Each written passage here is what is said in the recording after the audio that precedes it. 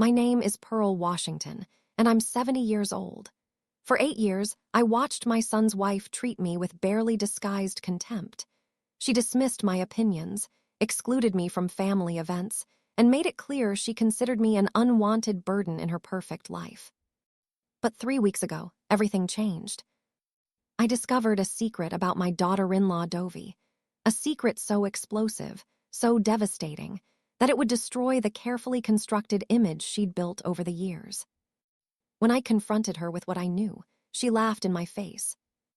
"You're a senile old woman," Dovie said, her voice dripping with mockery.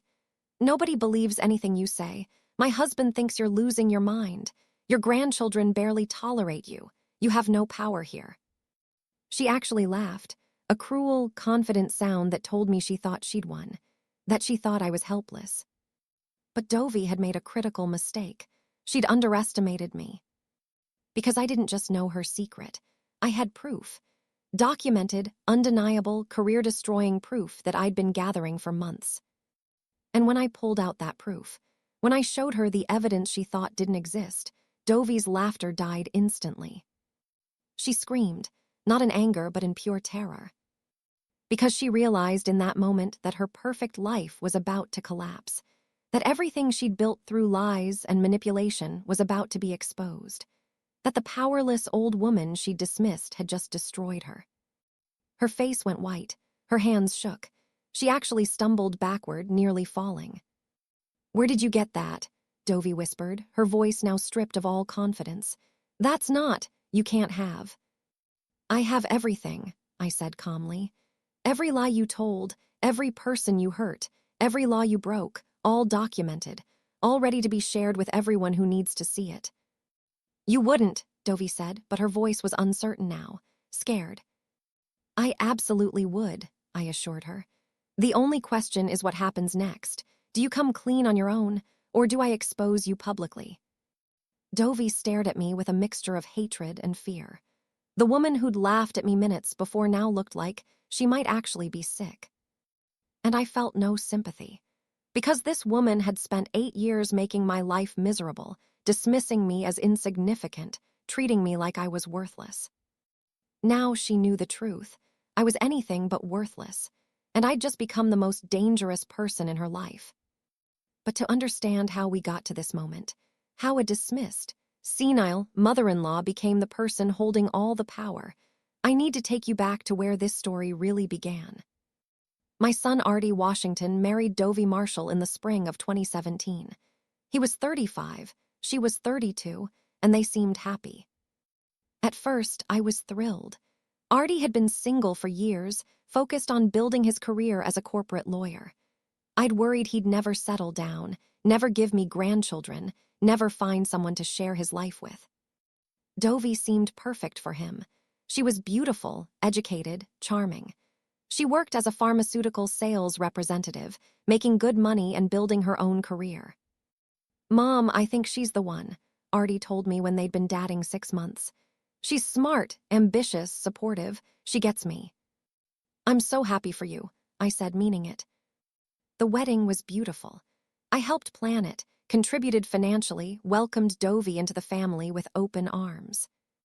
But even at the wedding, I noticed small things that concerned me. Dovie barely introduced me to her family. When people asked who I was, she'd say, "Artie's mother," in a tone that suggested I was an unfortunate obligation rather than an honored guest. During the reception, I overheard Dovie talking to one of her friends. "I love Artie, but his mother is going to be a problem," Dovie said.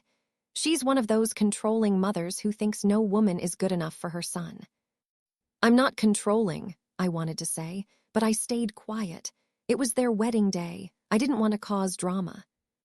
I told myself I'd misheard, or that Dovie was just nervous about having a mother-in-law, that things would improve once we got to know each other better. I was wrong. In the first year of their marriage, Dovie systematically excluded me from their lives. Family dinners stopped being scheduled. When I'd call to invite them over, Dovie would have already tell me they were busy. "Sorry, Mom, we have plans," Artie would say apologetically. "What plans?" I'd ask. "Just," Plans. You know how it is with newlyweds, we need time to ourselves. I understood that, but time to ourselves turned into months of barely seeing my son. When I did see them, Dovie dominated every conversation. She'd talk about her career, her accomplishments, her plans. Anytime I tried to contribute, she'd interrupt or change the subject. Pearl was just telling me about her volunteer work, Artie would say, trying to include me. That's nice, Dovie would say dismissively. Then immediately, anyway, as I was saying about my promotion. I felt invisible, irrelevant, like I didn't matter anymore now that Artie had a wife. But I told myself this was normal, that mothers often felt pushed aside when sons got married, that I needed to give them space and not be the controlling mother-in-law Dovie feared. So I backed off. I stopped calling as often. I stopped inviting them to dinner. I waited for them to reach out to me. They rarely did. In year 2 of their marriage, Dovie got pregnant. I was overjoyed. I was going to be a grandmother. Mom, we're having a baby, Artie called to tell me. We found out yesterday. We wanted you to be one of the first to know. Oh, Artie, that's wonderful, I said, crying happy tears. I'm so excited. When are you due? 6 months, Artie said. It's a girl. We're naming her Zenobia. That's beautiful, I said. Can I help with anything? The nursery, baby shower, anything you need. Let me talk to Dovie, Artie said. She's pretty particular about how she wants things done. That should have been my first warning. Dovie didn't want my help with anything. She made that clear immediately. I appreciate the offer, but I've got everything under control, Dovie told me when I called to offer assistance. My mother and sisters are helping with the baby shower and nursery. We don't need anything else. I'd just like to be involved, I said. This is my first grandchild. And it's my first child, Dovie said coolly. Which means I get to decide how things are done. I'm sure you understand. I didn't understand, but what could I say? It was her pregnancy, her baby. I had no right to demand involvement. The baby shower happened without me. I only found out about it afterward when I saw photos on social media. Dovie, I would have loved to attend the baby shower, I said when I next saw her. Why wasn't I invited? It was just my family and close friends, Dovie said. We kept it small. I'm family, I pointed out. You're Artie's family, Dovie corrected, not mine. That hurt, but again, I stayed quiet. I didn't want to cause problems during Dovie's pregnancy. When Zenobia was born, I rushed to the hospital to meet my granddaughter. She was perfect, tiny, beautiful with Artie's eyes. She's gorgeous, I said, tears streaming down my face as I held her. Congratulations, both of you. Thanks, Mom, Artie said, looking exhausted but happy. Dovie said nothing. She just watched me hold her daughter with an expression I couldn't quite read, something between annoyance and resentment. I'd love to help out, I offered. I can babysit whenever you need, help with feedings, whatever you need. We've got it covered, Dovie said quickly. My mother is staying with us for the first month. After that, we're hearing a nanny. A nanny, I repeated. But I'm right here. I'm retired. I have all the time in the world to help with my granddaughter. We prefer professional help, Dovie said. No offense, but childcare methods have changed a lot since you raised Artie. We want someone who's up to date on current best practices. I was stunned. Dovie was essentially saying I wasn't qualified to care for my own grandchild. Mom did a great job raising me, Artie said, clearly uncomfortable with Dovie's rudeness. I'm sure she did, Dovie said in a tone that suggested otherwise. But we're making our own choices for our daughter. That was the beginning of years of exclusion from my granddaughter's life. Over the next 3 years, a clear pattern emerged. Dovie controlled all access to my son and granddaughter, and she used that control to minimize my presence in their lives. Birthday parties for Zenobia happened, but I was always notified at the last minute, if at all. Oh, didn't Artie tell you? Dovie would say with fake surprise. The party was yesterday. Sorry you missed it. Family photos were taken and shared on social media, but I was never invited to be in them. We just did immediate family, Dovie would explain. Apparently, immediate family included her parents, siblings, and extended relatives, but not me. Holidays became battles. Dovie insisted they spend every major holiday with her family. It's only fair, Dovie told Artie when he suggested alternating holidays. My family is larger. They expect us there. Your mom can see you some other time. Some other time rarely materialized. When I did see them, Dovie made sure to remind me that I was an outsider. Grandma Pearl is visiting today, Dovie would tell 3-year-old Zenobia. Remember, she's Daddy's mommy, not your real grandma. Your real grandmas are Granny Dovie and Grandma Marshall. Zenobia would look at me with confusion, clearly picking up on Dovie's message that I wasn't truly part of the family. I tried talking to Artie about it. Son, I feel like Dovie is pushing me out of your lives, I said during one rare moment alone with him. I barely see you or Zenobia anymore. Mom, that's not true, Artie said, though he didn't sound entirely convinced. We're just busy with work and raising a toddler. Dovie's parents see Zenobia constantly, I pointed out. Why is there time for them but not for me? They live closer, Artie said, and Dovie's mom helps out a lot with childcare. I've offered to help hundreds of times, I said. Dovie always says no. She has her reasons, Artie said vaguely. She likes things done a certain way. What way? I demanded. What am I doing wrong? You're not doing anything wrong, Artie assured me. Dovie she likes control, it's her personality. You have to work with her, meet her halfway. I've been trying to meet her halfway for 3 years, I said. She won't meet me at all. Mom, please, Artie said, looking exhausted. I'm in the middle here, can you just try to get along with her, for my sake? That's when I realized Artie wasn't going to stand up to his wife. He'd chosen sides, and he'd chosen Dovie. I was on my own. In year 6, things got worse. Dovie didn't just exclude me, she started actively undermining me. At a family gathering at Dovie's parents' house, I was playing with 5-year-old Zenobia when Dovie suddenly swooped in. Zenobia, come here, Dovie commanded, away from Grandma Pearl. But Grandma was telling me a story, Zenobia protested. Now, Dovie said firmly. After Zenobia left, Dovie pulled me aside. I need you to stop trying to bond with my daughter, Dovie said. Stop trying to bond, I repeated, confused. She's my granddaughter, why wouldn't I bond with her? Because you're confusing her, Dovie said. She has 2 grandmothers who are actively involved in her life, my mother and my mother-in-law before my marriage. You showing up occasionally and trying to act like you're equally important is just confusing. I'm not trying to act important, I said. I'm just trying to be part of her life. Well, maybe you need to accept that your role is limited, Dovie said coldly. Not every grandmother gets to be hands-on. Some are just peripheral. Peripheral, I repeated, anger rising. I'm her father's mother, I'm not peripheral. Keep your voice down, Dovie hissed. You're making a scene. This is exactly why we limit your time with Zenobia. You're unstable. Unstable, I said, truly shocked now. Artie and I have discussed it, Dovie said. You're getting older. Your memory isn't what it used to be. Your judgment is questionable. We think it's best if you have supervised visits only. Supervised visits? I was in disbelief. Like I'm a danger to my own granddaughter. We're just being cautious, Dovie said. Surely you understand. At your age, things can happen. I was 72.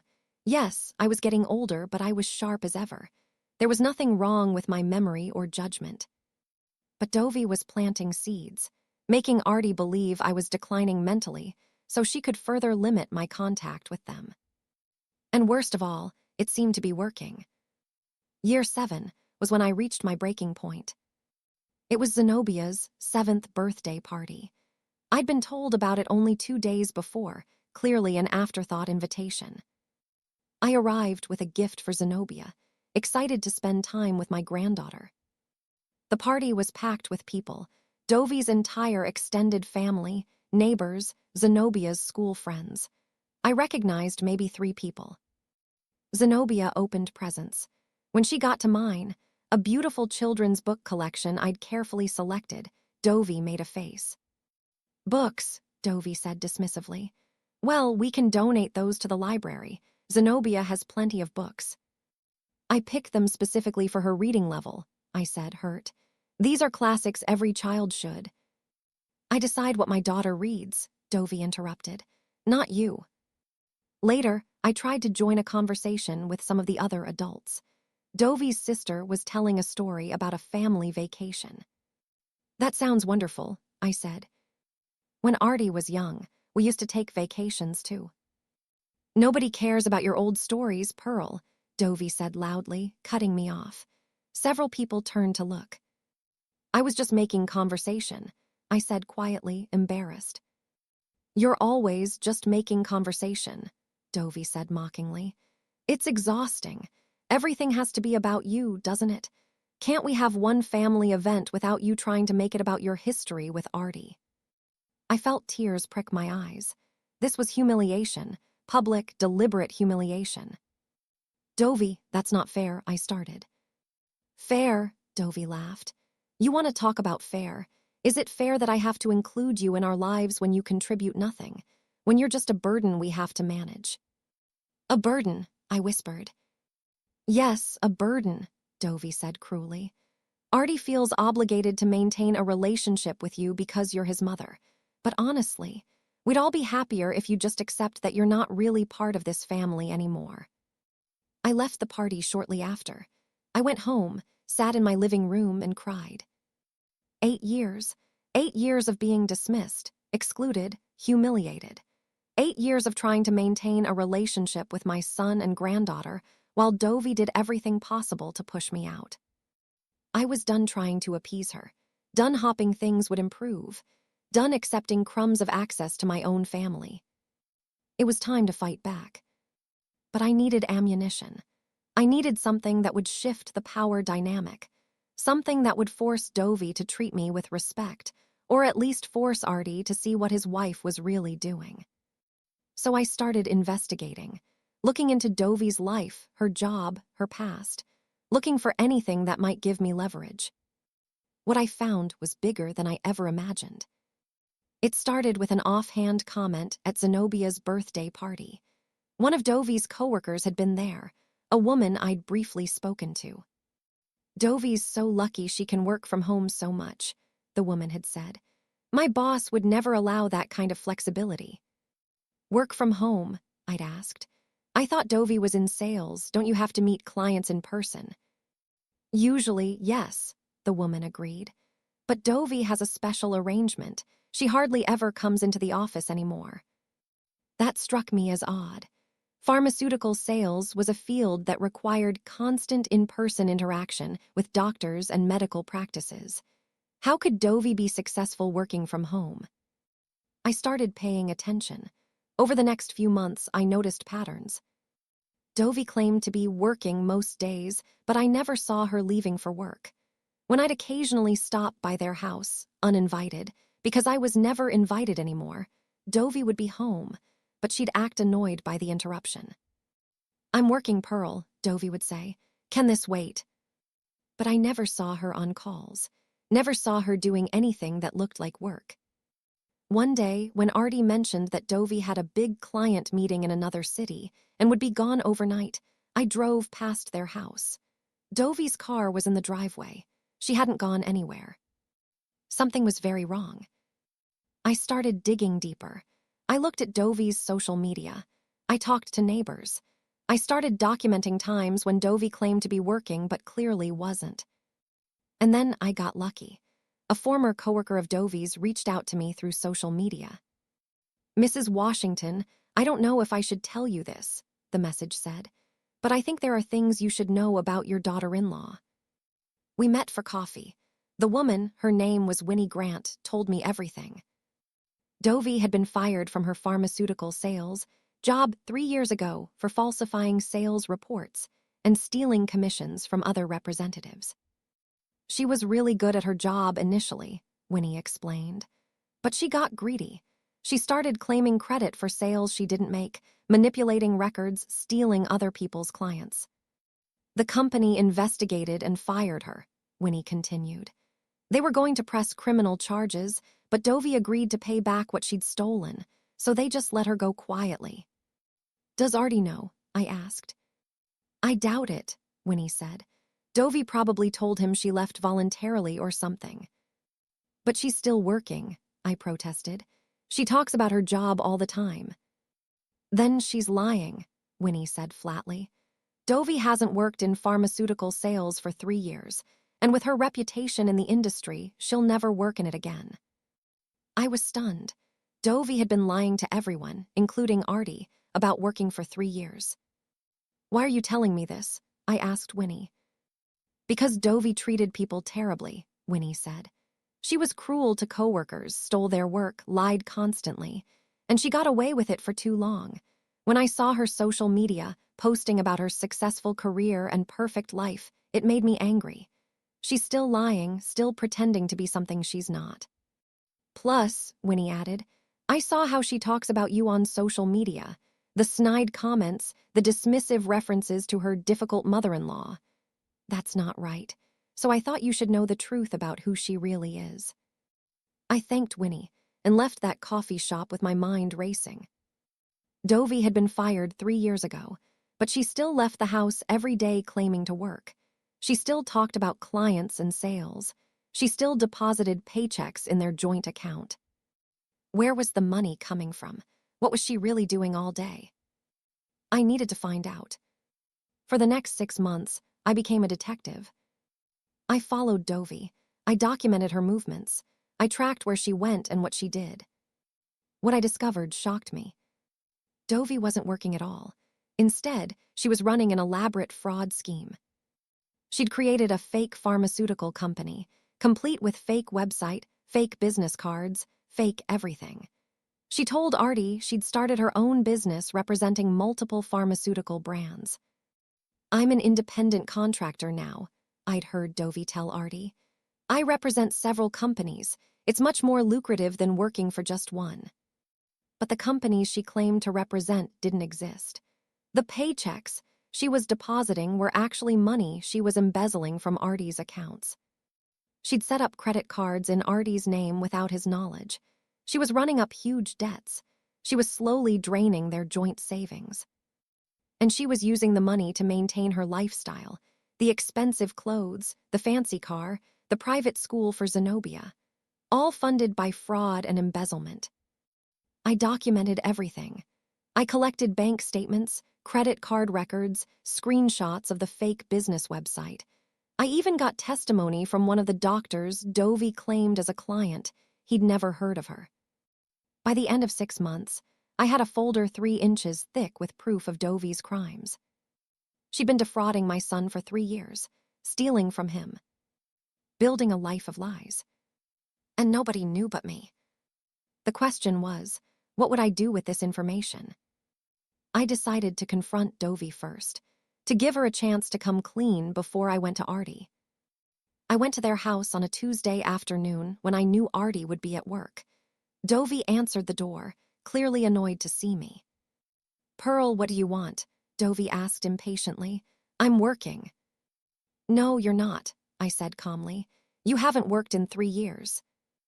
Dovey's expression flickered, just for a second, before returning to annoyed dismissiveness. I don't know what you're talking about, Dovey said. I work from home, now if you'll excuse me. I know you were fired from your pharmaceutical job 3 years ago, I said.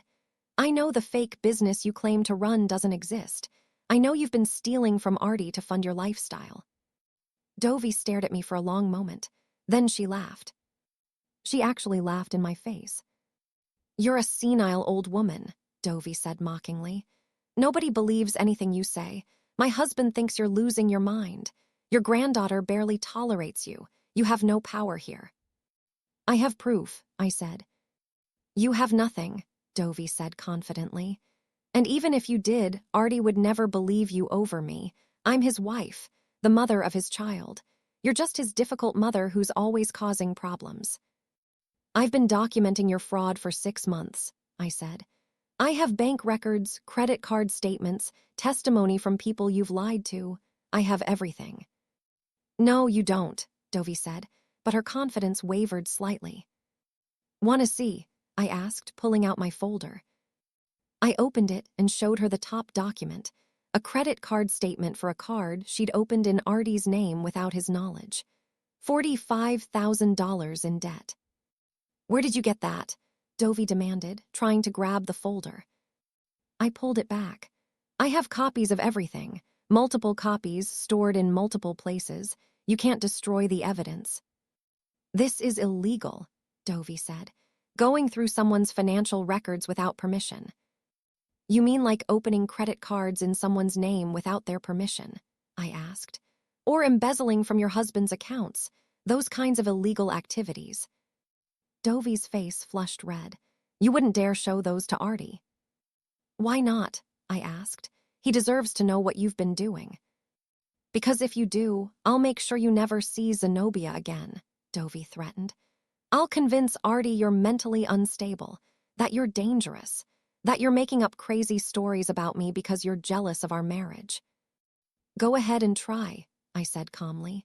Because when I show Artie this evidence, he'll see exactly who you really are, and then your threats won't matter anymore.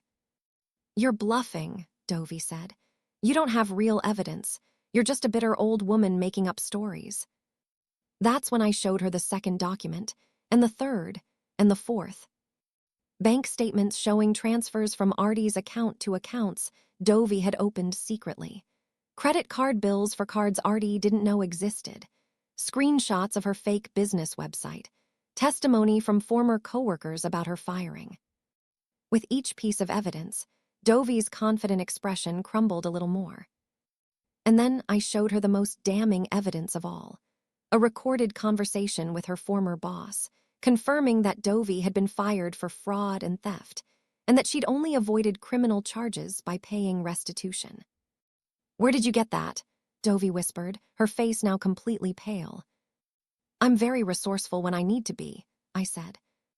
Dovey stared at the documents, her hands shaking. Then she screamed.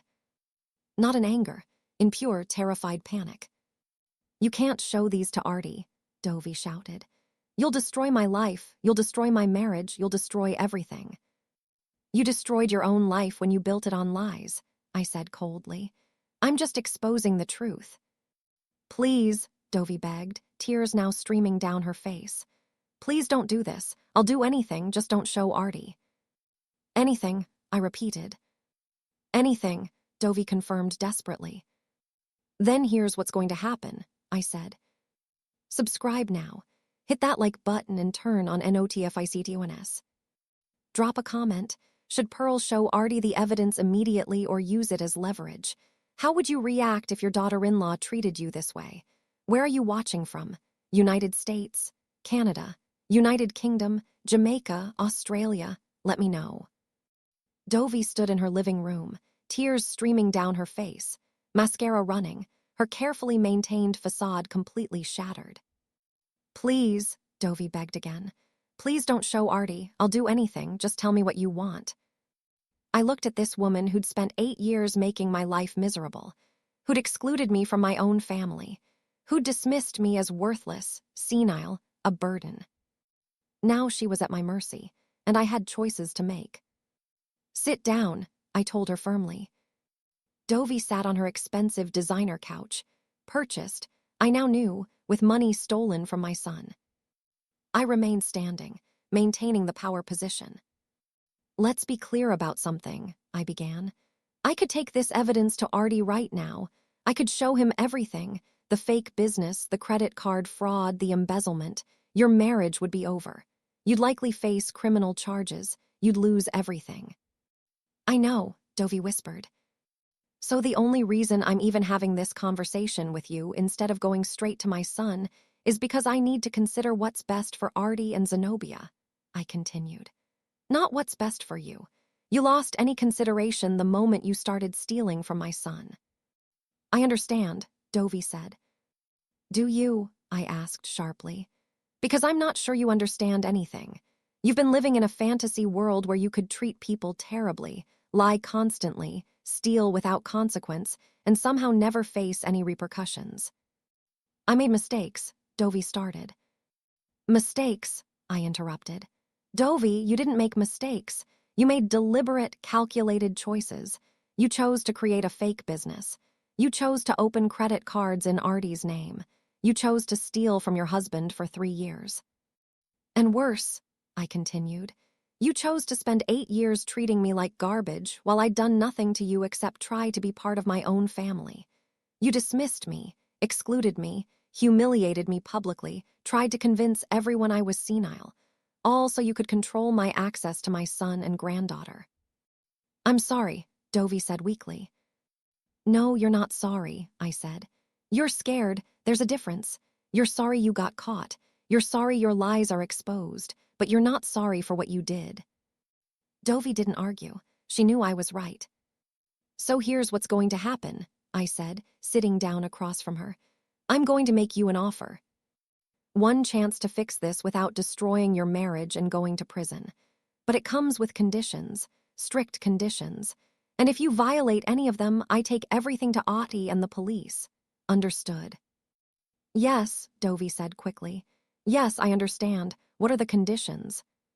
First, I said, you're going to come clean to Audie. Not about everything, not yet. But you're going to tell him you haven't been working for the past 3 years.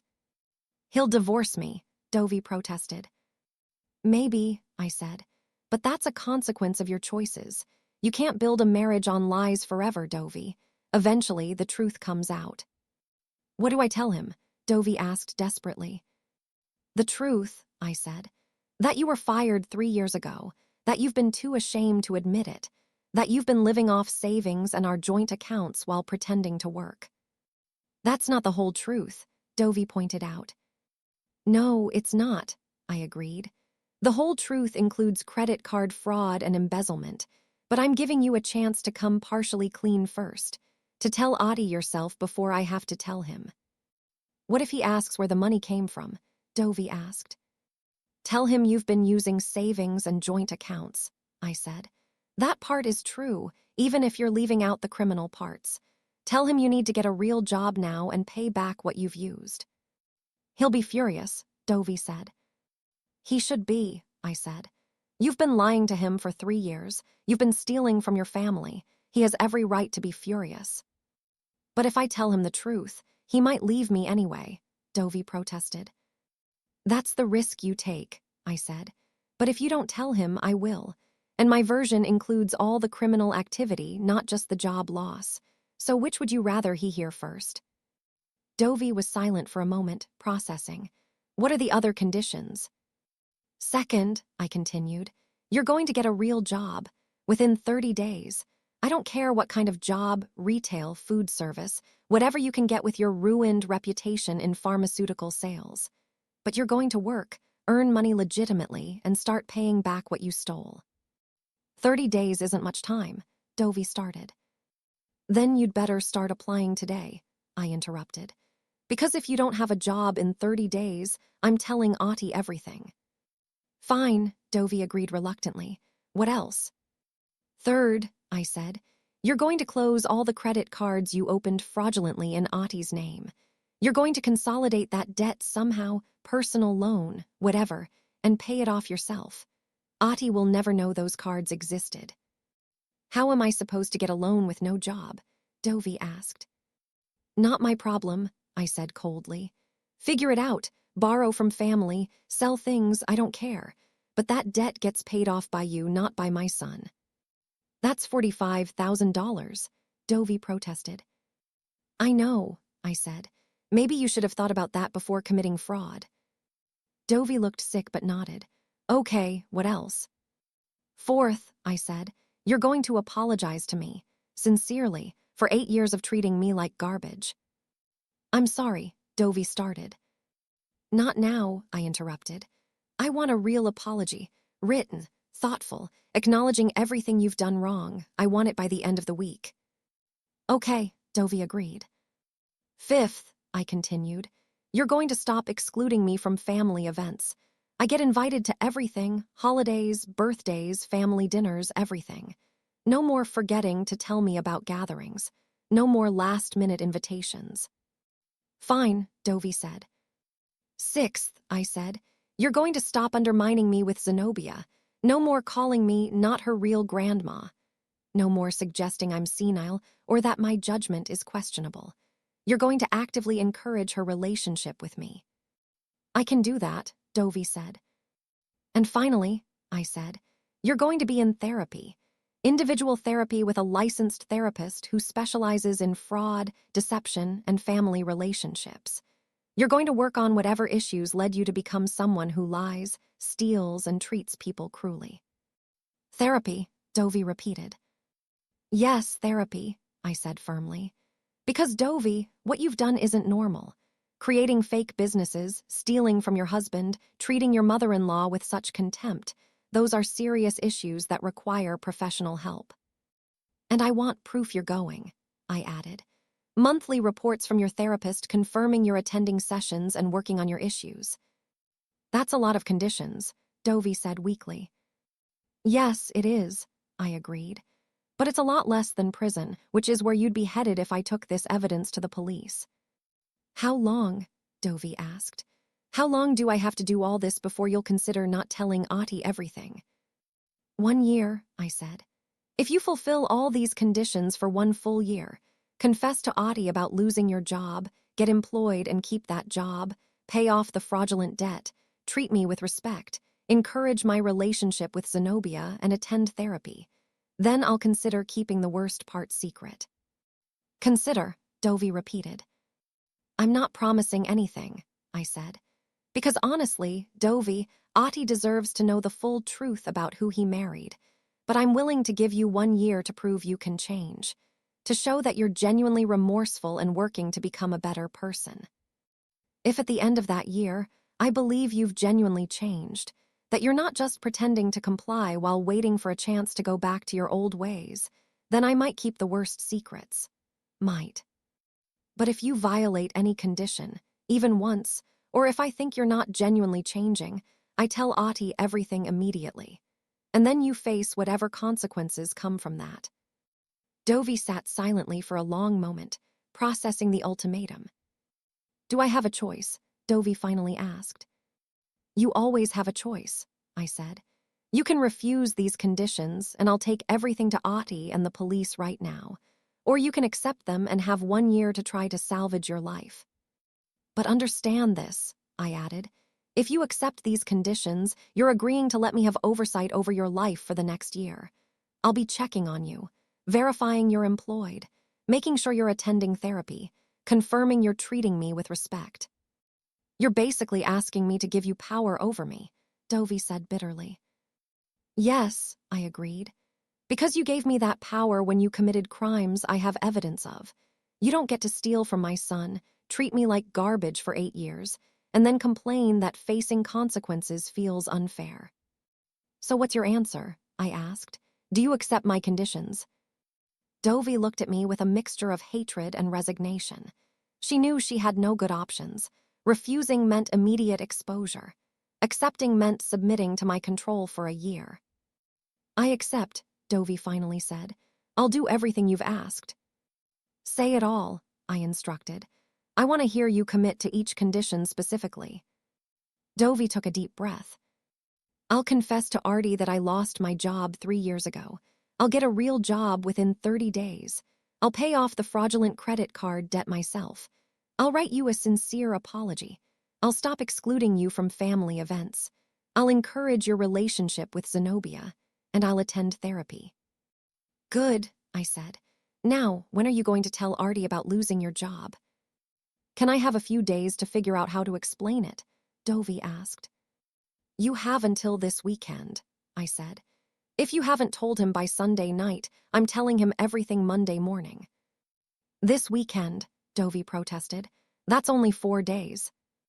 Then you'd better start planning what you're going to say, I said unsympathetically.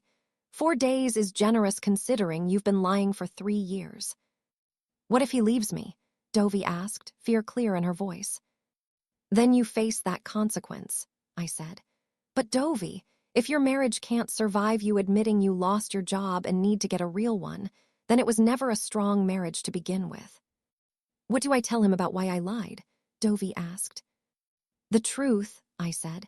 That you were embarrassed, that you were afraid of disappointing him, that you made a terrible decision to cover up your firing and it spiraled out of control.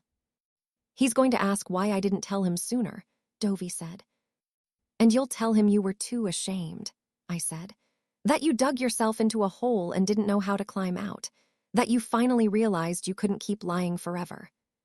Will you be there when I tell him? Dovey asked. No, I said. This is your confession to make, not mine. I'll check in with Artie afterward to make sure you actually did it. But the conversation is between you and your husband. What if he asks if anyone else knows? Dovey asked nervously. Don't lie to him, I warned. If he asks, tell him I know. Tell him I confronted you and pushed you to come clean. He'll be angry that you knew before him, Dovey protested. Probably, I agreed. But that's still better than him finding out later that multiple people knew and nobody told him. Lying to him again would just make things worse. Dovey nodded miserably. Okay, I'll tell him this weekend. Good, I said, standing up. Now I'm going to check on you. I'll be calling Artie after the weekend to confirm you told him. I'll be checking your LinkedIn and job applications to make sure you're actively looking for work. I'll expect that written apology by Friday. And Dovey, I added, don't even think about trying to manipulate this situation. Don't tell Artie I'm being cruel or controlling. Don't try to make yourself the victim. Don't try to turn him against me. Because I have all the evidence, I reminded her, patting my folder. And if you try anything, I won't hesitate to show him everything. Understood? Understood, Dovey said quietly. One more thing, I said. I want you to know that I'm not doing this because I hate you. I'm doing this because you committed crimes against my son and because you've been treating me terribly for years. If you'd been a good wife and a kind daughter-in-law, I would never have investigated you in the first place, I continued. This is entirely a situation of your own making. I know, Dovey said. Do you? I asked. Because I need you to really understand that. You created this situation through your own choices, and now you're facing the consequences. That's not me being mean, that's just reality. Dovey didn't respond. She just sat there looking defeated. I gathered my folder and headed for the door. Pearl, Dovey called as I was leaving. I turned back. Why are you giving me a chance at all? Dovey asked. You could just destroy me right now. Why aren't you? Because Zenobia needs her mother, I said simply. Even if that mother is flawed and has done terrible things, I'm not giving you this chance for your sake. I'm giving it for my granddaughter's sake. And for Artie's sake, I added. Because divorce is painful and expensive and messy. If there's any chance your marriage can survive this, if there's any chance you can become a better person and a better wife, then it's worth trying. But don't mistake mercy for weakness, I warned. I'm giving you this chance, but I'm also watching you carefully. One mistake, one violation of our agreement, and this mercy ends. I left Dovey sitting alone in her living room, surrounded by the expensive things she'd bought with stolen money, contemplating how to tell her husband she'd been lying for 3 years. I didn't hear from Dovey for 3 days. By Friday afternoon, I was getting nervous. Had she chickened out?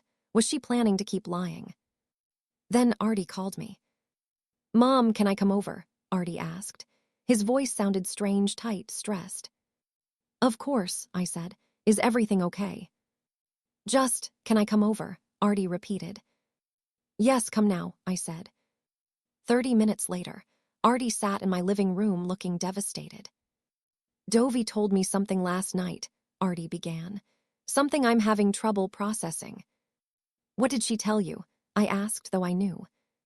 She told me she was fired from her pharmaceutical job 3 years ago, Artie said.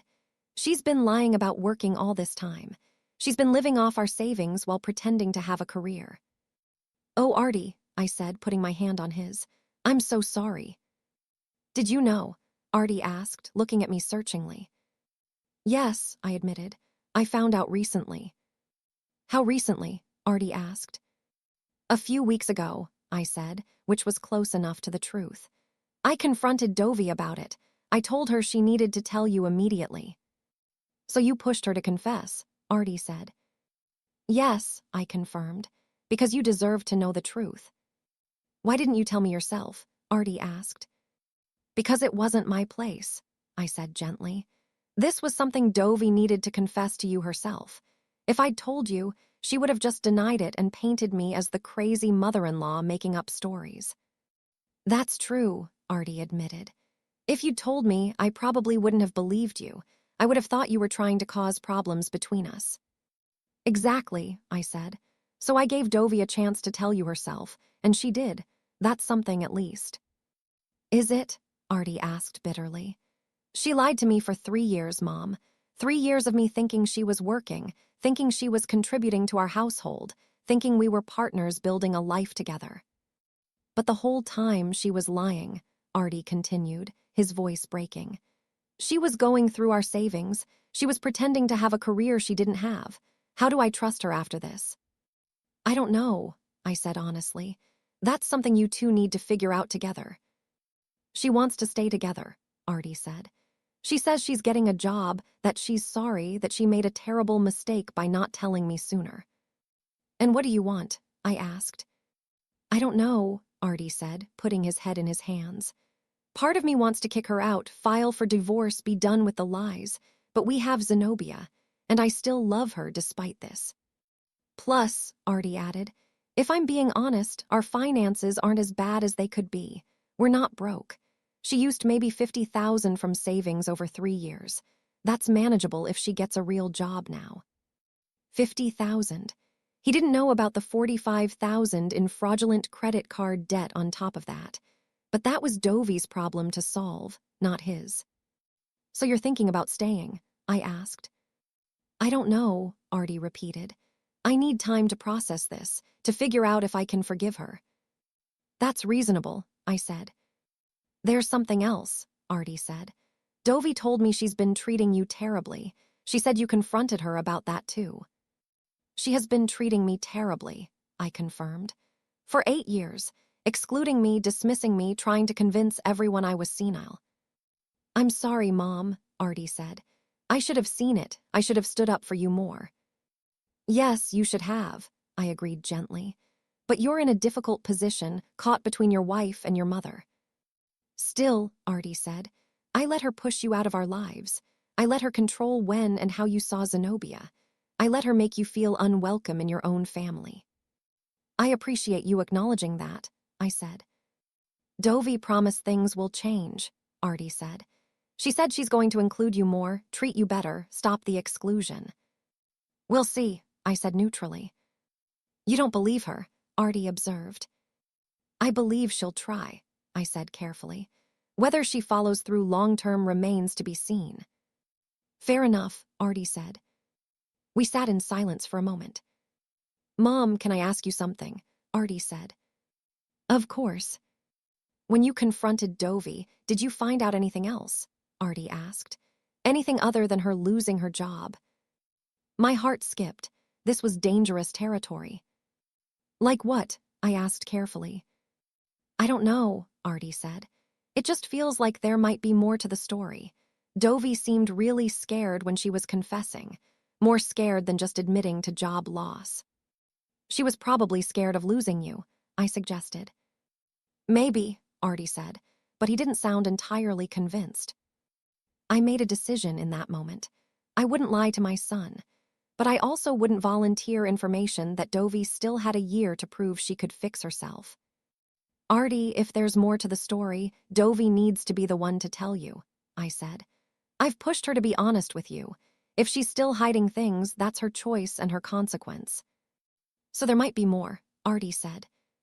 I'm not going to answer that, I said firmly. Ask your wife, and if she lies to you, that tells you everything you need to know about whether your marriage can survive. Artie nodded slowly. Okay, that's fair.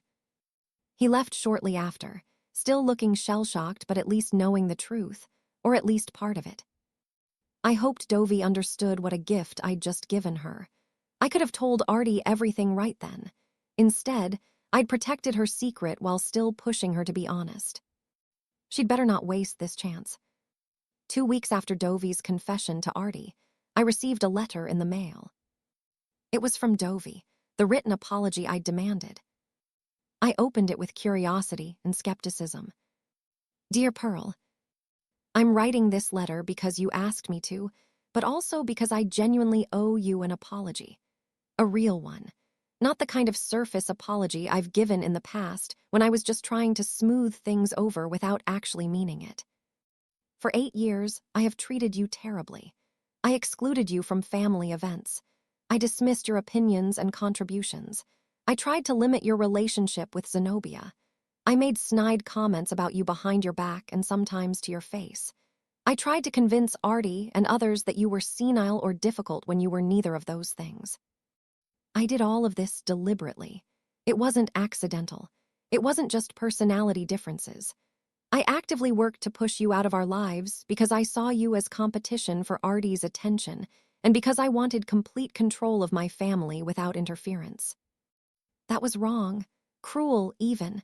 You never did anything to deserve that treatment. You were just trying to be a mother and grandmother, and I punished you for it because of my own insecurities and control issues. I know now that I have serious problems. The same issues that led me to lie about working for 3 years also led me to treat you the way I did. I have issues with control, with honesty, with seeing people as threats rather than as family. I've started therapy, as you required. My therapist says I have patterns of behavior rooted in childhood issues around trust and vulnerability. I'm working on those issues, though it's not easy to confront things you've spent your whole life avoiding. I can't undo 8 years of mistreatment. I can't erase the hurt I caused you, but I can commit to doing better going forward. I'm sorry, Pearl, truly sorry, not just for getting caught or because you're forcing me to apologize, but because I genuinely hurt you and that was wrong. I hope that over time, I can prove to you that this apology is real, that I'm genuinely trying to change, that I can become someone worthy of being part of your family. Sincerely, Dovey.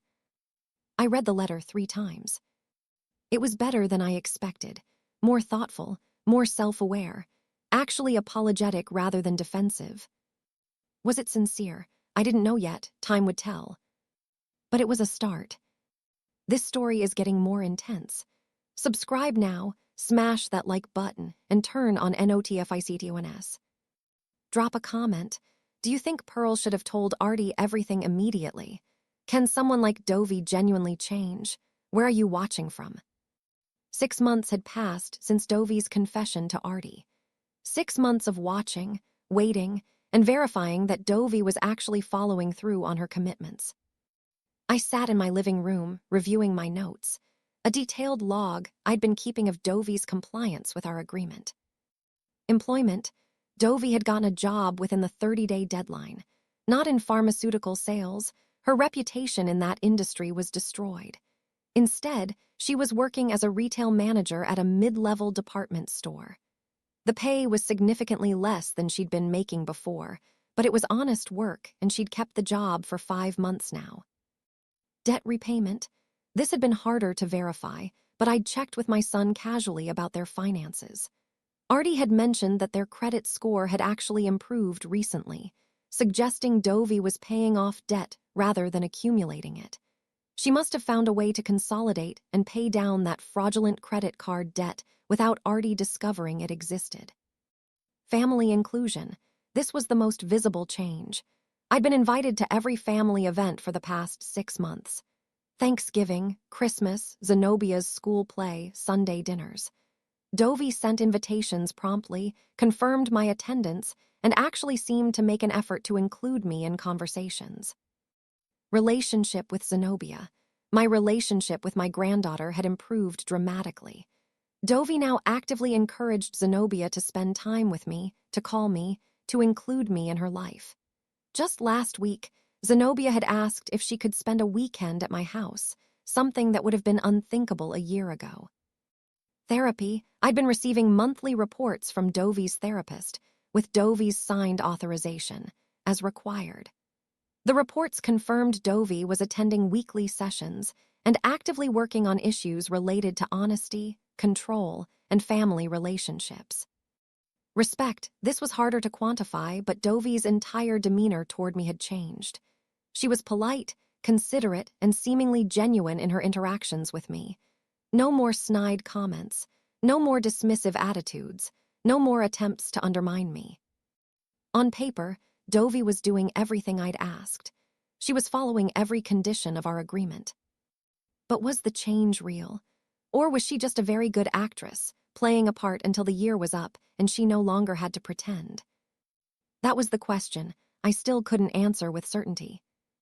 That Sunday, I was invited to Artie and Dovie's house for family dinner, something that had become a weekly tradition over the past 6 months. I arrived at 5 o'clock, bringing a dessert I'd baked. Dovie opened the door with a smile that seemed genuine. "Pearl, come in," Dovie said warmly. "That pie smells amazing. You didn't have to bring anything." "I wanted to," I said, still slightly wary despite the warm greeting. Inside, Artie was setting the table while 8-year-old Zenobia worked on homework at the kitchen counter. "Grandma Pearl," Zenobia called out, running to hug me. "Can you help me with my math homework after dinner?" "Of course, sweetheart," I said, hugging her back.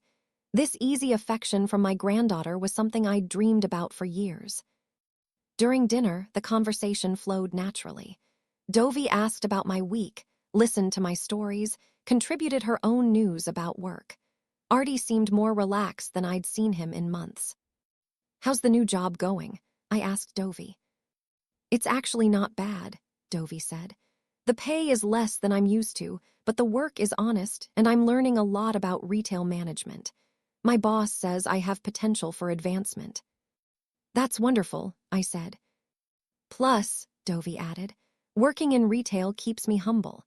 After years of thinking I was above certain types of work, it's good for me to be doing a job that requires real customer service and problem solving." "That's a very mature perspective," I observed. "Therapy is helping with that," Dovie admitted. "Dr. Grant has been pushing me to examine why I used to look down on people in service jobs. Turns out it was rooted in my own insecurities about never feeling good enough." I was surprised by Dovie's openness. This level of self-reflection was new. "How's therapy going overall?" I asked carefully. "It's hard," Dovie said honestly. "Really hard. Confronting the fact that I've been lying and manipulating people for years isn't easy, but it's necessary." "I'm proud of you for sticking with it," Artie said, putting his hand over Dovie's. "I know it's not easy." "It's the least I can do," Dovie said quietly. "After everything I put you through." Artie and Dovie's relationship seemed to have survived the revelation about her job loss. They'd gone to marriage counseling, had difficult conversations, and slowly rebuilt trust. Artie still didn't know about the credit card fraud and embezzlement. That secret remained buried, protected by my silence and Dovie's apparent compliance with paying off the debt herself. After dinner, while Artie cleaned up the kitchen, Dovie asked if we could talk privately. We went out to the back porch, where Dovie had set up comfortable chairs overlooking their garden. "Pearl, I wanted to talk to you about something," Dovie began. "Okay," I said cautiously. "We're 6 months into our agreement," Dovie said. "I've been following all your conditions. I've confessed to Artie about losing my job. I've gotten employed. I've been including you in family events. I've been in therapy." "You have," I confirmed. "And I wanted to ask," Dovie continued, "do you think I'm really changing, or do you think I'm just putting on an act?" The question surprised me with its directness. "Why are you asking?" I responded. "Because I need to know if any of this matters," Dovie said. "I'm putting in genuine effort. I'm facing my demons in therapy. I'm trying to be a better person, a better wife, a better mother, and a better daughter-in-law. But if you still think I'm faking it, if you still plan to expose everything to Artie regardless of what I do, then what's the point?" Dovie asked. "The point is that you committed crimes," I reminded her. "That doesn't just go away because you spend 6 months being nicer." "I know," Dovie said. "But Pearl, I'm genuinely trying to make amends. I paid back the credit card debt, all $45,000. I borrowed from my parents, told them I'd made financial mistakes, and I'm paying them back slowly. I didn't know that, I admitted. Because you didn't ask, Dovey pointed out. You've been watching me, checking on my compliance with your conditions, but we've never actually talked about whether I'm truly changing as a person. So let's talk about it, I said. Are you truly changing? Dovey was quiet for a moment, gathering her thoughts. Yes, Dovey finally said. I am truly changing, not because I'm afraid of you exposing me, though I am afraid of that, but because I finally understand what I was doing to myself and everyone around me. Explain, I said. I've always been insecure, Dovey began. Growing up, I felt like I was never good enough. My older siblings were more successful, more attractive, more loved by our parents.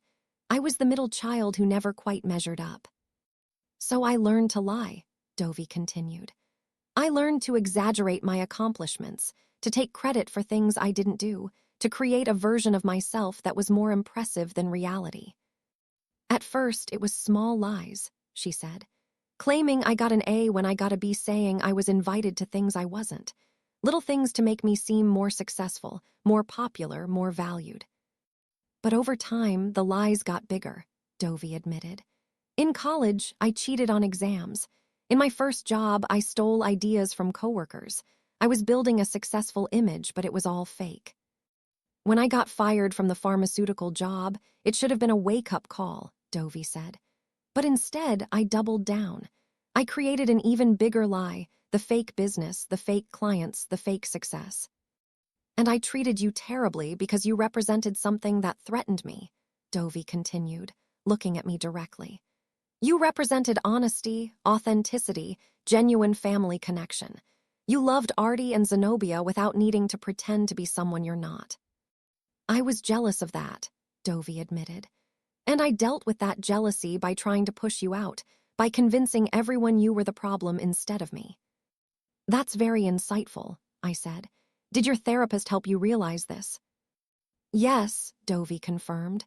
Dr. Grant has been helping me understand the roots of my behavior, but understanding it doesn't excuse it. I still did terrible things. I still hurt people. But I am trying to change, Dovey emphasized. Not just surface changes to appease you, but deep changes in how I think about myself and relate to others. What does that look like practically? I asked. It means being honest even when it's uncomfortable, Dovey said. Like telling Artie I lost my job instead of continuing the lie. Like admitting to my parents that I'd made financial mistakes instead of hiding it.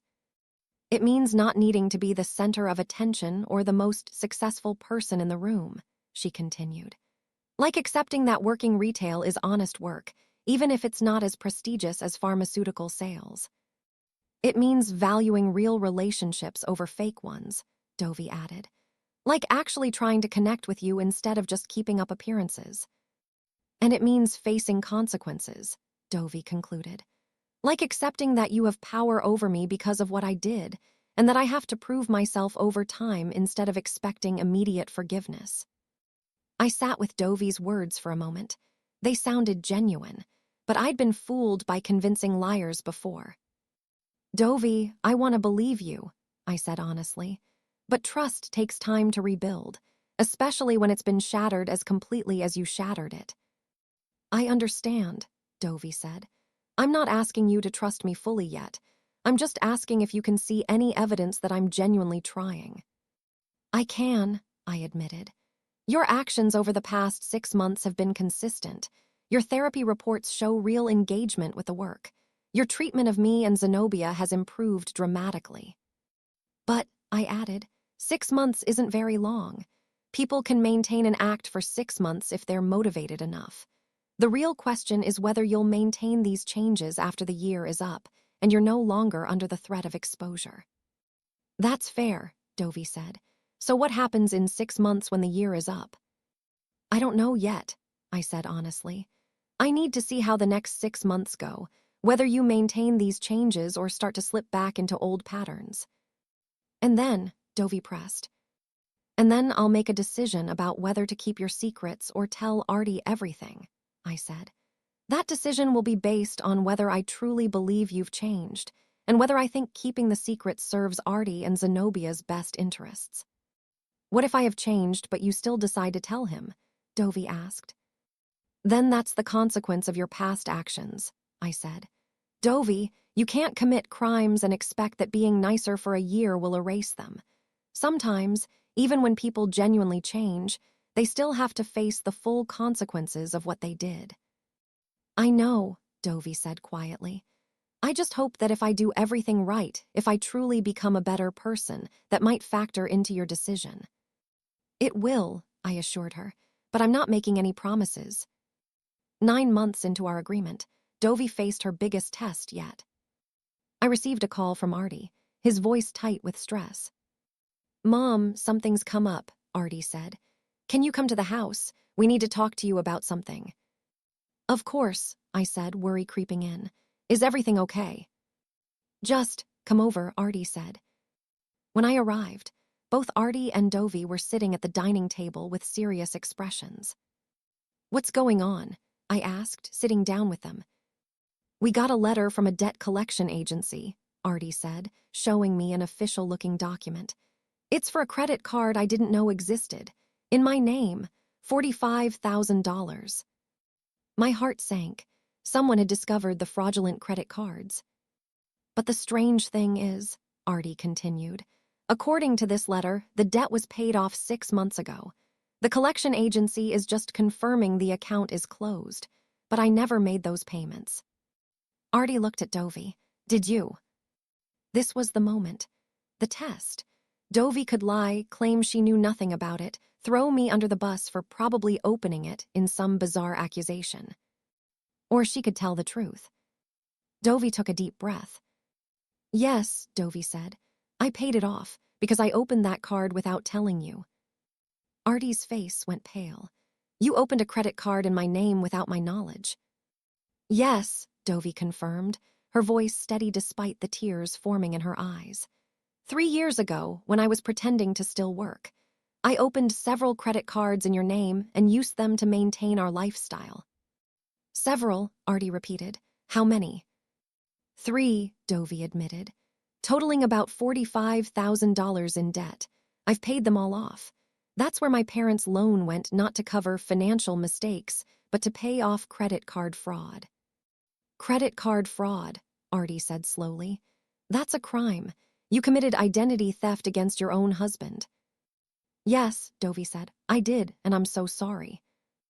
Artie stood up, packing. When were you going to tell me this? I wasn't sure, Dovey admitted. Pearl knew about it. She gave me an ultimatum, pay off the debt and make things right, or she'd tell you everything. Artie turned to me. You knew. You knew she committed credit card fraud against me and you didn't tell me. I did know, I confirmed. And I made a judgment call. I gave Dovey a chance to fix it herself, to pay off the debt without involving you, before deciding whether to expose everything. That wasn't your decision to make, Artie said angrily. You're right, I agreed, but I made it anyway, because I thought giving Dovey a chance to prove she could change was worth the risk.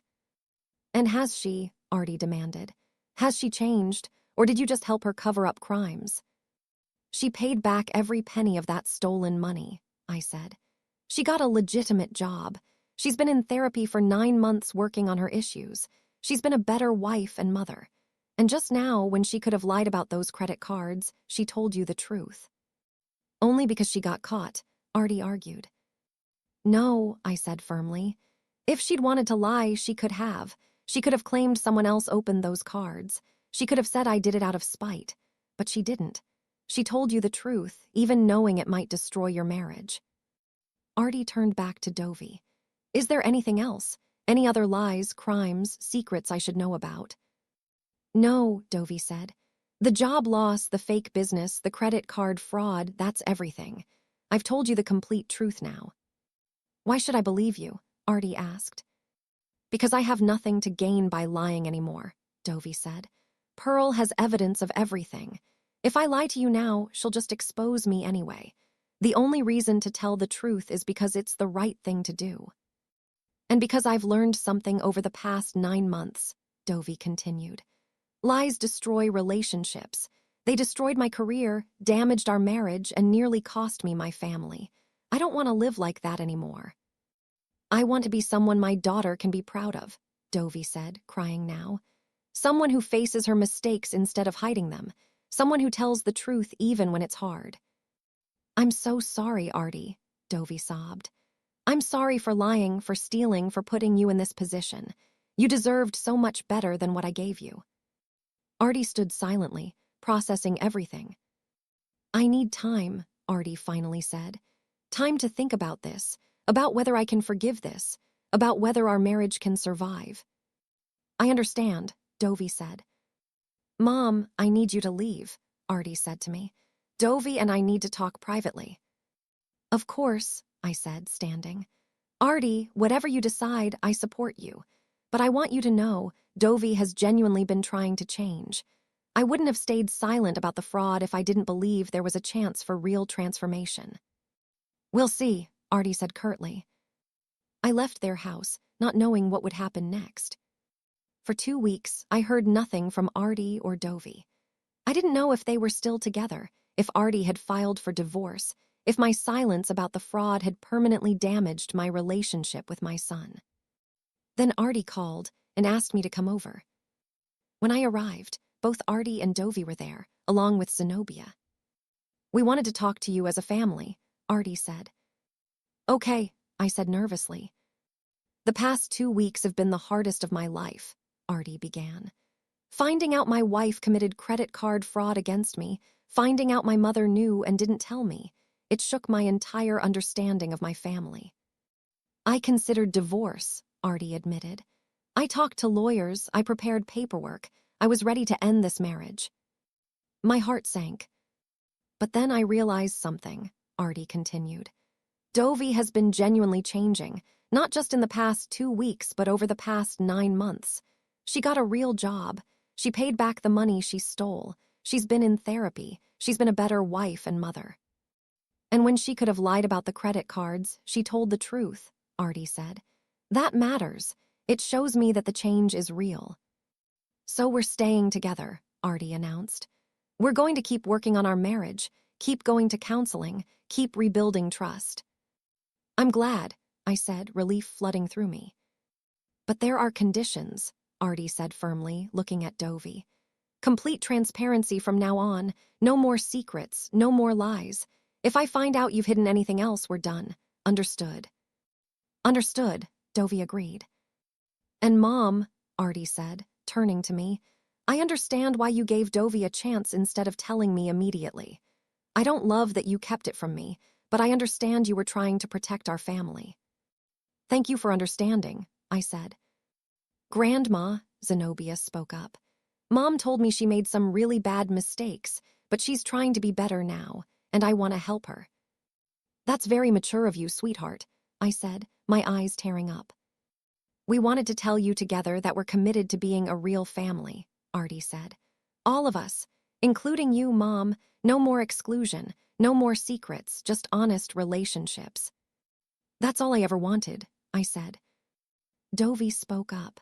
Pearl, I know I still have 3 months left on our agreement, but I want to say thank you. You could have destroyed my life. Instead, you gave me a chance to save it. You saved your own life, I corrected. By choosing to change, by doing the hard work of becoming a better person, I just provided the motivation. Well, thank you for the motivation, Dovie said with a small smile. You're welcome, I said. Subscribe now, smash that like button, and turn on NOTFICTONS. Drop a comment. Do you think Artie made the right decision staying with Dovie? Would you have forgiven someone who committed fraud against you? Where are you watching from? 1 year had passed since I'd confronted Dovie with evidence of her crimes. 1 year since she'd laughed in my face, only to scream moments later when she realized I had proof. I sat in my living room on the exact anniversary of that confrontation, reflecting on how much had changed. Dovie had fulfilled every condition of our agreement. She'd maintained steady employment for 12 months. She'd paid off all the fraudulent debt. She'd attended therapy consistently. She'd included me in family events. She'd encouraged my relationship with Zenobia. And most importantly, she'd been honest with Artie when confronted about the credit card fraud. The year was up, which meant I had a decision to make. Would I keep Dovie's secrets permanently, or would I tell Artie everything I'd originally discovered? Before I could make that decision, I needed one final conversation with Dovie. I called her and asked her to meet me for coffee, just the two of us. We met at a quiet cafe on a Tuesday afternoon. Dovie arrived looking nervous but composed. She'd changed visibly over the past year. She carried herself differently, with less of the aggressive confidence that had masked deep insecurity and more genuine self-assurance. "Thank you for meeting me," I said as Dovie sat down. "Of course," Dovie said.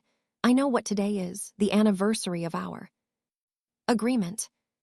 "Yes," I confirmed, "which means we need to talk about what happens now." "I've been thinking about that a lot," Dovie admitted. "I've fulfilled all your conditions, but I know that doesn't automatically mean you'll keep my secrets."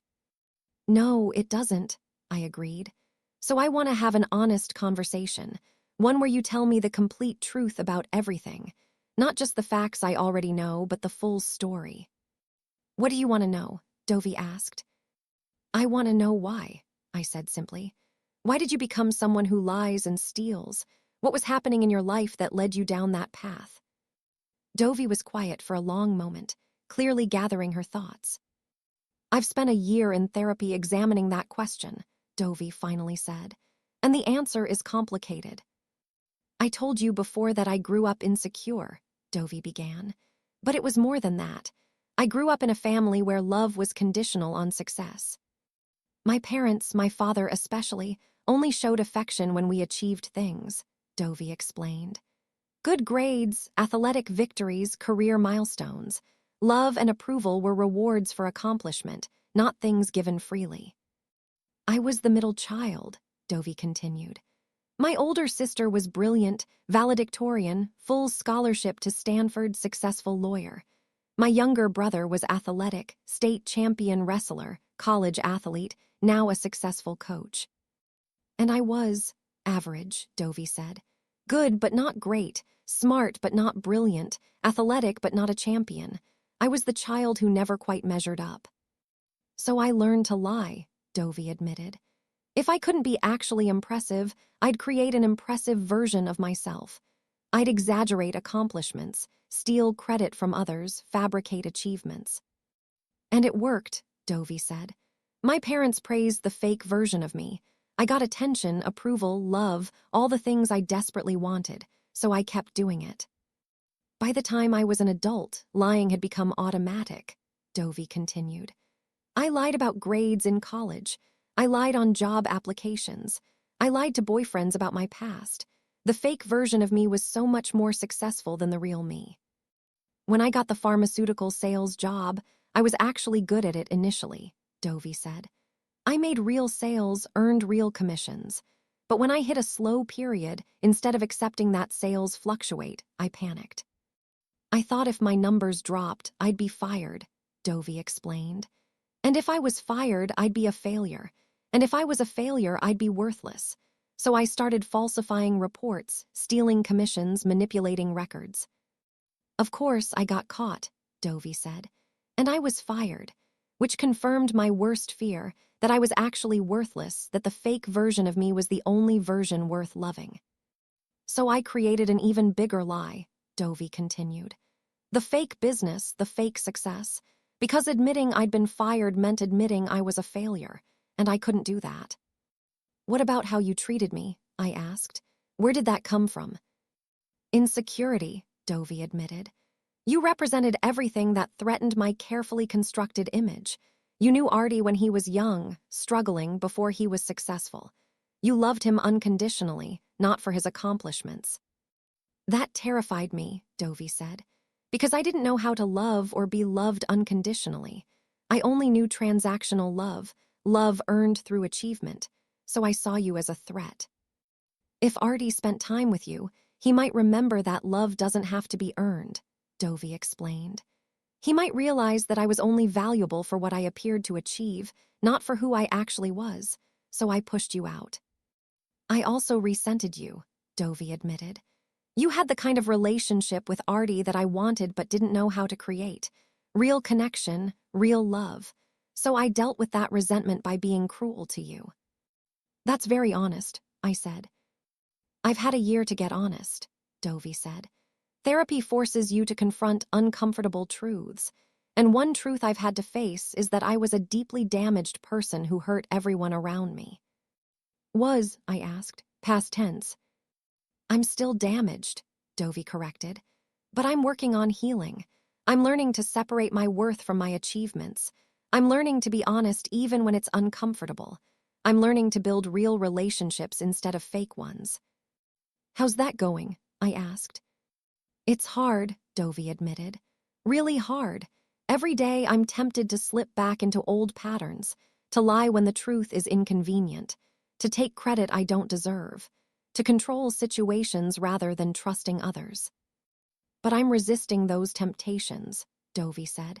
Not perfectly, but consistently, because I've seen what happens when I give in to them. I lose everything that matters. What matters to you now? I asked. My family, Dovey said immediately. Real connection with Artie and Zenobia. Not the fake perfect family I was trying to project on social media, but the actual messy, complicated, real family I'm part of. And surprisingly, you, Dovey added, looking at me. Over this past year, as I've stopped fighting you and started actually getting to know you, I've realized you're an amazing woman. You're strong, principled, loving, and incredibly patient, Dovey continued. You had every right to destroy me, but you gave me a chance instead. You held me accountable while also believing I could change. That's a gift I didn't deserve but am incredibly grateful for. You're welcome, I said. So now I need to tell you my decision, I said, about whether I'll keep your secrets or tell Artie everything. Dovey's hands tightened around her coffee cup, but she maintained eye contact. I understand. Whatever you decide, I'll accept it. I've spent this year watching you, I said, documenting your actions, looking for signs that the change was fake, that you were just putting on an act until the year was up. And, Dovey asked. And I haven't found those signs, I admitted. Everything you've done appears to be genuine. The therapy work, the employment, the improved relationships, it all seems real. But I'm still not 100% certain, I continued. Because people can fake sincerity for a year if they're motivated enough. So I asked myself, what would confirm that your change is permanent? And I realized the answer, I said. I need to see what you do when you're no longer under threat, when you think you're safe from exposure. That's when I'll know if the change is real. So here's what I've decided, I continued. I'm keeping your secrets. I'm not telling Artie about the extent of the fraud, about how long you were planning it, about all the details I uncovered. Dovey's face flooded with relief. Thank you. But, I interrupted, this isn't unconditional. I'm keeping your secrets with the understanding that you continue the changes you've made. You stay in therapy. You remain honest with Artie. You maintain our improved relationship. If at any point over the next year I see you slipping back into old patterns, lying, manipulating, excluding me, treating people badly, then I revisit this decision, I said firmly. This isn't a permanent pardon. It's conditional forgiveness based on sustained change. I understand, Dovey said, and I accept those terms. There's one more thing, I said. I want you to tell Artie the complete truth about your firing. Not just that you lost your job, but why. The falsifying reports, the stealing commissions, all of it. Why? Dovey asked. I've already told him about the credit card fraud. Why does he need to know about the job fraud too? Because real honesty means no more secrets, I said. Right now, Artie knows you lost your job and opened fraudulent credit cards, but he doesn't know the extent of your dishonesty before you even met me. He needs to know the full pattern, I continued, so he can make an informed decision about whether to trust you going forward, and so there are no more secrets between you that could resurface later. That could destroy our marriage, Dovey protested. Maybe, I agreed, but keeping secrets could also destroy your marriage. If Artie finds out later that there were things you never told him, he'll never trust you again. But if you tell him now, voluntarily, with no pressure, just because you believe honesty is important, that shows him you've genuinely changed, I said. That's worth the risk. Dovey thought about it for a long moment. You're right, I need to tell him everything, no more secrets. Good, I said. Then we have an agreement. I keep the worst details private, and you continue being honest and working on yourself. Thank you, Pearl, Dovey said, tears in her eyes. Thank you for believing I could change. Thank you for giving me this chance. You earned it, I said. By actually changing, by doing the hard work, by choosing honesty over comfort. 1 week after my conversation with Dovey, I received a call from Artie. Mom, Dovey told me something, Artie said, about why she was really fired from her pharmaceutical job. Oh, I said neutrally. She told me she falsified sales reports and stole commissions from coworkers, Artie said.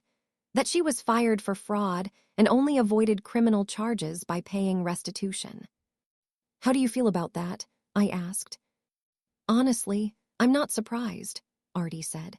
After learning about the credit card fraud, knowing she had a pattern of dishonesty before we met makes sense. But I'm glad she told me, Artie continued. Because it means she's committed to complete honesty now. She could have kept that secret forever, but she chose to tell me. That shows growth, I agreed. Mom, did you know about the job fraud? Artie asked. When you were investigating Dovey. Yes, I admitted. I learned about it from one of her former coworkers. Why didn't you tell me? Artie asked. Because I was giving Dovey a chance to tell you herself, I said. I wanted to see if she'd choose honesty when it wasn't forced, and she did. You've been testing her all year, Artie realized. I have, I confirmed, because I needed to know if the change was real, and based on her actions, including this latest confession, I believe it is. So do I, Artie said, which is why we're moving forward. We're staying together, continuing therapy, building a real marriage based on honesty. I'm glad, I said sincerely. There's something else, Artie said. Dovey asked me to thank you. She said you could have destroyed her but chose to give her a chance instead. And she wants you to know that she's not going to waste that chance. Tell her I appreciate that, I said, and tell her I'm proud of the work she's doing. I will, Artie said. And Mom, thank you for handling this the way you did, for protecting our family while also holding Dovey accountable. That couldn't have been easy. It wasn't, I agreed, but it was worth it. 18 months after my original confrontation with Dovey, the family gathered at my house for a celebration, Zenobia's 9th birthday party. But unlike previous birthday parties, this one included me from the planning stages. Dovey had asked for my input on everything: theme, food, guest list. She'd made me feel valued and included. The party was a success. Zenobia was happy, surrounded by friends and family. Artie looked relaxed and content, and Dovey seemed genuinely present, not performing for others, not maintaining a fake image, just being there as a mother and wife. After the guests left, and Zenobia went to play with her new toys, Dovey, Artie, and I sat in my living room having coffee. This was a wonderful party, I said. Thank you for including me in planning it. Of course, Dovey said. You're Zenobia's grandmother. You should always be included. Can I say something? Dovey asked. Something I've been wanting to say for a while. Of course, I said. 18 months ago, you confronted me with evidence of my crimes, Dovey began. I laughed in your face. I called you senile. I told you that you had no power. I remember, I said dryly. I was so wrong, Dovey said. You had all the power. You could have destroyed me instantly. But instead, you used that power to give me a chance to change. You didn't just expose my crimes. You gave me an opportunity to become a better person, Dovey continued. And I want you to know that I'm taking that opportunity seriously. I'm not perfect, Dovey admitted. I still make mistakes. I still have days where I'm tempted to lie or manipulate or control, but I'm choosing not to. Every single day, I'm choosing to be honest, to be genuine, to be the person I want Zenobia to see when she looks at her mother. And a big part of that is because of you, Dovey said, looking at me directly. You believed I could change when I didn't even believe it myself. You held me accountable while also showing me grace. You taught me that real family doesn't mean being perfect. It means being honest and working to be better. Thank you, Pearl, Dovey said, tears in her eyes. Thank you for saving my life. You saved your own life, I said, echoing what I'd told her before, by choosing to do the hard work of changing. But you gave me the push I needed, Dovey insisted, and I'll never forget that. Artie spoke up. Mom, I want to thank you too, for the way you handled this whole situation. You could have come to me immediately with everything you knew, but instead, you gave Dovey a chance to prove herself. And because of that, our family is stronger now than it's ever been, Artie continued. We have real honesty, real trust, real relationships, not the fake perfect family we were pretending to be. That's what I always wanted, I said. A real family, not a perfect one.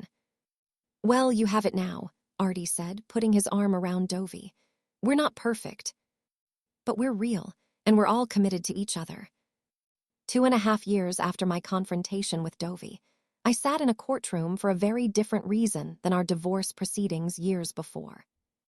Today, I was in family court supporting Dovey as she legally changed her name. Why are you changing your name? The judge asked Dovey.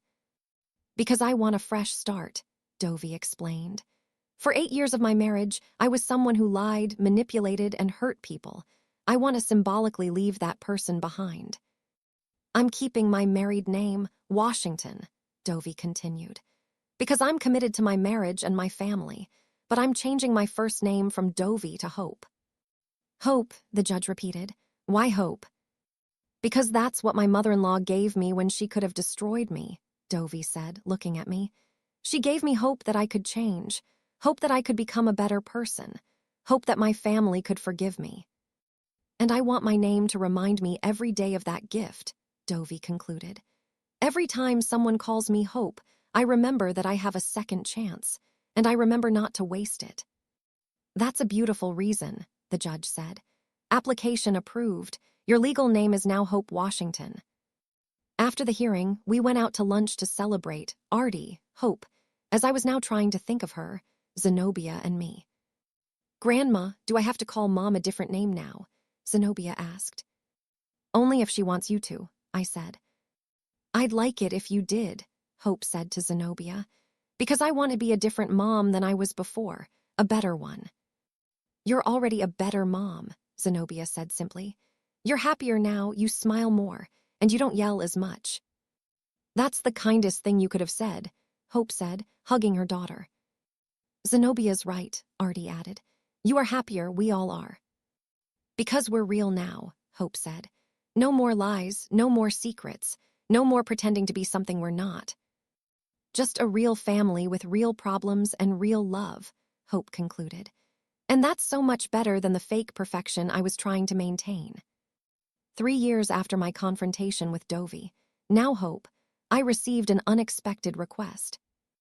Hope wanted to speak at a conference for women struggling with dishonesty and addiction issues, and she wanted me to come with her. I want to tell my story, Hope explained, about how lying and stealing nearly destroyed my life, about how I hurt everyone around me, and about how someone gave me a chance to change. And you want me there? I asked. I want to share what you did, Hope said. How you confronted me with evidence but gave me a year to prove I could change instead of immediately destroying me. I think other people need to hear that sometimes. The most powerful thing you can do is give someone a chance. I agreed, and 2 weeks later, we stood together on a stage in front of 200 women who were struggling with their own issues of dishonesty, addiction, and broken relationships. Hope told her story, the whole story. The insecurity, the lying, the fraud, the credit card theft. She shared how she'd treated me terribly for 8 years while I'd done nothing to deserve it. And she shared what happened when I confronted her.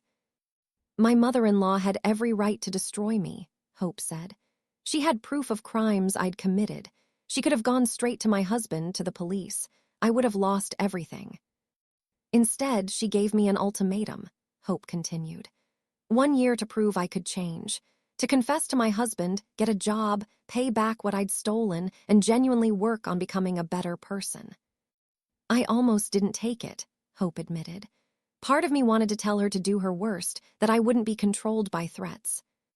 But another part of me, a tiny part I'd been suppressing for years, whispered that maybe this was my chance, Hope said. Maybe this was the wake-up call I needed to finally stop lying and become someone I could be proud of. So I took the chance, Hope said. And it was the hardest year of my life, admitting I'd been fired, getting a job in retail after years of thinking I was above that work, paying back $45,000 in stolen money, going to therapy every week and facing uncomfortable truths about myself. But it saved my life, Hope concluded. Because at the end of that year, I wasn't just pretending to be changed to avoid consequences. I was actually changed. I'd done the work. I'd become someone different. And 3 years later, I'm still that person, Hope said. Still honest, still working on myself, still grateful for the chance I was given. Then Hope asked me to come to the stage. This is Pearl Washington, Hope introduced me. My mother-in-law, the woman who could have destroyed me but chose to save me instead. Pearl, can you tell these women why you gave me that chance? Hope asked. I looked out at 200 faces, women who'd made mistakes, who'd hurt people, who were struggling to change. I gave Hope a chance because I believed in possibility, I said. Not certainty, I wasn't certain she'd change, but I believed in the possibility that she could. And I gave her a chance because I understood something important, I continued. Destroying someone might feel satisfying in the moment, but building someone up, even someone who's hurt you, that creates something lasting. Hope had to do the work herself, I emphasized. I didn't change her, she changed herself, but I created the conditions that made change possible. And I want all of you to know, I said to the audience, that change is possible for you too. Not easy, not quick, not painless, but possible. If someone who lied, stole, and manipulated for years can become someone honest, genuine, and trustworthy, then anyone can change, I concluded. You just have to choose to do the work. The audience applauded. After the talk, dozens of women approached us, some wanting advice, some sharing their own stories, some just wanting to know that change was really possible. One woman pulled me aside. Mrs. Washington, how did you know Hope would actually change? The woman asked. How did you know she wasn't just faking it? I didn't know, I admitted. Not for certain, but I watched for signs of genuine change, not just surface compliance but deep transformation. What signs? The woman asked. Consistency over time, I said. Anyone can be good for a few weeks. Real change shows up over months and years. Honesty when it's not required, I added. Hope could have hidden things from me and her husband. Instead, she chose to confess even when it was hard. And humility, I concluded. Real change comes with genuine humility, admitting you were wrong, accepting consequences, not making excuses. Hope showed all of those signs, I said, and that's how I knew the change was real. 5 years after my confrontation with Dovey, I celebrated my 75th birthday, surrounded by family. Artie and Hope's marriage was stronger than ever, built on honesty rather than lies, real connection rather than fake perfection. Zenobia was 13 now, a thoughtful teenager who'd learned important lessons about honesty, consequences, and redemption from watching her mother's transformation. And my relationship with Hope, the woman who'd once laughed in my face and told me I had no power, was genuine and strong. Pearl, can I say something? Hope asked during my birthday dinner. Of course, I said. 5 years ago, you exposed my deepest secrets, Hope began. Secrets I thought would destroy my life if anyone discovered them. And you were right to expose them, Hope continued. Because those secrets were poisoning everything, my marriage, my relationship with my daughter, my sense of self. You forced me to face myself, Hope said, to see who I'd become and decide if that was who I wanted to be. And when I realized it wasn't, when I realized I hated the person I'd become, you gave me a roadmap for change, Hope continued. You didn't just destroy me and walk away. You said, here's what needs to happen if you want to become better. And then you walked alongside me for a year while I did that hard work, Hope said. You checked on me. You held me accountable. You encouraged me when I struggled. You believed in me when I didn't believe in myself. That changed everything, Hope concluded. Not just my behavior, but who I am at my core. I'm not a liar anymore. I'm not a manipulator. I'm not someone who hurts people to protect myself. I'm someone who faces hard truths, Hope said. Someone who does the right thing even when it's difficult. Someone who values real relationships over fake ones. And I owe that transformation to you, Hope said, tears streaming down her face. You didn't just expose my secrets. You gave me the chance to become someone who doesn't need secrets. Thank you, Pearl, Hope concluded, for seeing possibility in me when everyone else, including me, only saw someone beyond redemption. I looked at this woman who'd once been my tormentor, who'd laughed at me when I confronted her, who'd screamed when I showed her evidence of her crimes. And I saw someone completely transformed, someone genuine, honest, and committed to being better every day. You're welcome, Hope, I said. But remember, you did this. You made the choice to change. You did the hard work. You became someone different. I just gave you the opportunity, I added. You're the one who seized it. We're both right, Hope said with a smile. You created the opportunity. I seized it. And together we created something beautiful, a real family built on honesty and love.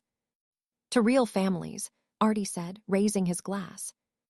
To real families, we all echoed. And as I looked around the table at my son, my daughter-in-law, and my granddaughter, I felt profound gratitude. Not for the confrontation 5 years ago.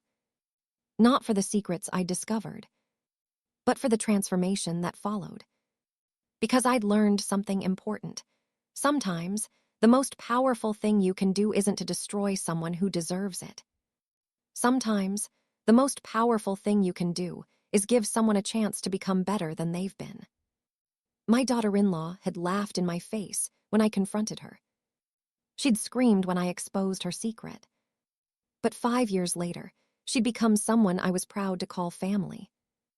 And that transformation, from laughter to screaming to genuine change, was more powerful than any revenge could have been. Because revenge destroys, but redemption builds. And I'd chosen to build. What an incredible transformation. Dovey, now Hope, changed completely. She confessed everything to Artie. She legally changed her name to symbolize her fresh start. She speaks at conferences helping other women who struggle with dishonesty. Pearl gave her a chance instead of destroying her, and Hope became someone genuinely honest, humble, and transformed. 5 years later, they're a real family built on truth, not lies. This story proves that redemption is possible when someone truly commits to change. This story proves that real change is possible when someone does the hard work.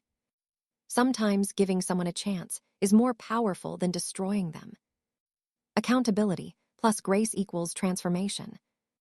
Rebuilding trust takes time, but is worth it. Real families are built on honesty, not perfection. Redemption is more powerful than revenge. If this story inspired you, please subscribe to this channel for more empowering stories. Smash that like button. Turn on notifications for new video. Drop a comment. Would you have given Hope a second chance like Pearl did? Do you believe people can truly change? Where are you watching from? United States, Canada, United Kingdom, Jamaica, South Africa, Australia, Trinidad, India, Philippines? Let me know. Remember, everyone makes mistakes. Some people commit serious wrongs that hurt others deeply. But sometimes the most powerful response isn't immediate destruction. It's giving someone the opportunity to prove they can change. Hold them accountable. Set clear expectations. Watch for genuine transformation. And if they do the work, support their redemption. Thank you for following this powerful journey from confrontation to transformation. From laughter to screaming to genuine change. From a daughter-in-law who dismissed her mother-in-law as worthless to a woman who credits her for saving her life. May this story inspire you to believe in possibility, not certainty, but possibility. The possibility that people can change. The possibility that redemption is real. The possibility that giving someone a chance might create something more powerful than revenge ever could. Until the next story, stay strong, believe in transformation, and remember that sometimes the greatest power is the power to build rather than destroy.